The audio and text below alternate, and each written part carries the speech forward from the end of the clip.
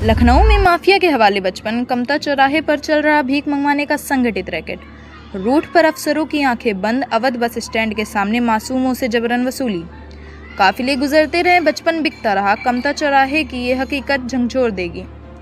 देश का भविष्य कहे जाने वाले मासूमों के हाथ में जब कॉपी किताब होनी चाहिए, तब लखनऊ के वीआईपी रास्तों पर उनके हाथों में भीख का कटोरा थमा दिया गया। पूरा मामला राजधानी के कमता चौराहे और अवध बस स्टैंड के सामने का है, जो मासूम बच्चों से भीख मंगवाने का एक सबसे बड़ा अड्डा बन चुका है। यहाँ सुबह 7 बजे से ही बच्चों को पूरी ट्रेनिंग के साथ सड़कों पर उतार दिया जाता है। ये मासूम कभी गाड़ियों के शीशे साफ करते हैं तो कभी सवारियों के आगे हाथ फैलाते हैं।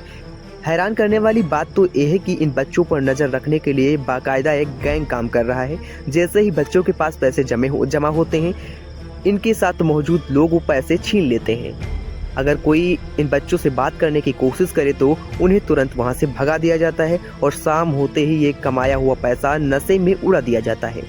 सवाल ये है कि इसी कमता चौराहे से रोजाना अयोध्या और गोरखपुर के लिए तमाम वीआईपी और अधिकारियों का काफिला गुजरता है, फिर भी ये अंधेर नगरी किसी को दिखाई नहीं देती है।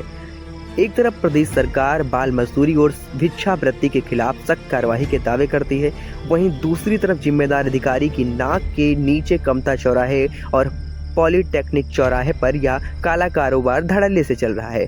अब देखना यह है कि प्रशासन की नींद टूटेगी। क्या इन मासूमों को इस नरक से आज़ादी मिलेगी या देश का भविष्य यूं ही सड़कों पर दम तोड़ता रहेगा? लखनऊ से मोहित अवस्थी की रिपोर्ट।